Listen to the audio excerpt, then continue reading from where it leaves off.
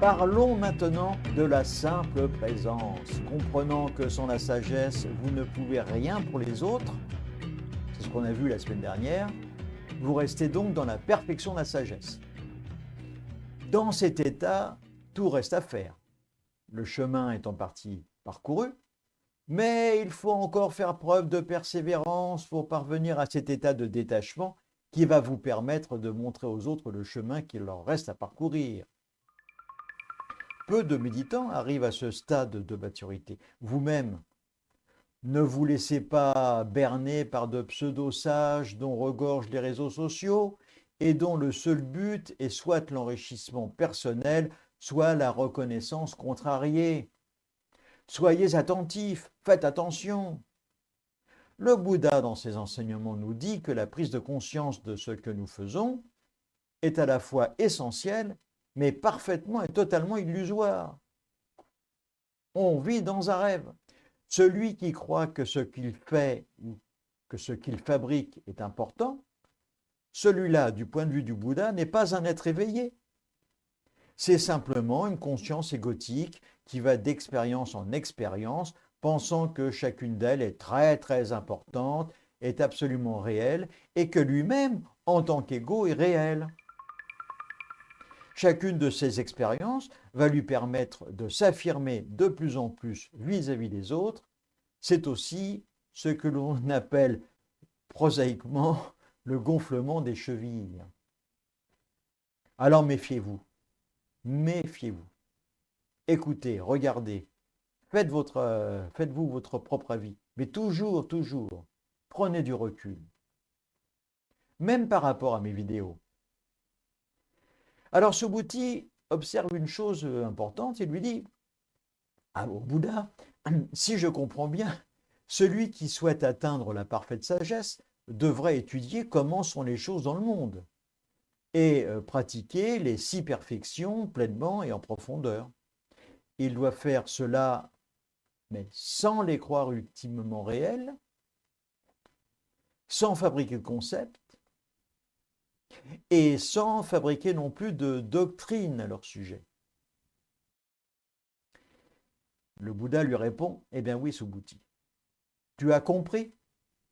Celui qui contemple l'existence de cette manière connaît la nature du conditionné et de l'inconditionné.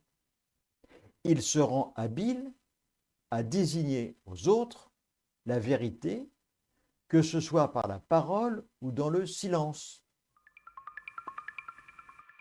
Nombre de nos enseignants, de nos maîtres, ont transmis la parole du Bouddha sans dire un seul mot, simplement par leur attitude. Pour ceux qui ont côtoyé d'anciens maîtres, ils retiennent que c'est ce sourire rayonnant qui en lui-même était la base de l'enseignement. Leur seule fortune, c'est la joie,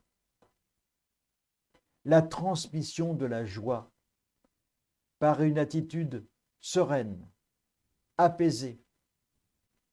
Ils n'ont rien, ils sont joyeux. Et ainsi, vous pouvez voir ce grand écart entre cette société d'abondance qui nous présente des mines renfrognées, des plaintes perpétuelles, et où les individus que vous croisez n'ont de cesse de vous raconter leur malheur. Malheureux alors qu'ils ont tout. Une situation qui se présente en totale opposition avec ces grands maîtres qui, eux, n'ont de richesse que le dénuement dans lequel ils évoluent au quotidien. Ils prodiguent des conseils judicieux, ne se mettent jamais en avant. Leurs propos sont toujours tournés vers la résolution de la souffrance de celui qui les sollicite. Ceux-là pratiquent la sagesse parfaite. Ceux-là ont acquis la conscience que l'existence est réelle et illusoire à la fois par leur pratique. Ils connaissent le conditionné et l'inconditionné. Par leur simple attitude, ils nous indiquent que c'est une vie pleinement réussie que leur vie. Ils nous montrent que le bonheur n'est pas si compliqué à réaliser. simple présence à ce qui est. Et si vous voulez en savoir plus sur l'égalité, eh bien, je vous donne rendez-vous la prochaine fois. Pour finir, notre objectif hebdomadaire sera de chercher le bonheur en dehors de nous, car c'est comme attendre le soleil dans une grotte orientée au nord. Adage tibétain, n'oubliez pas le petit pouce en l'air pour aider ces vidéos à être mieux classées par YouTube. À la prochaine.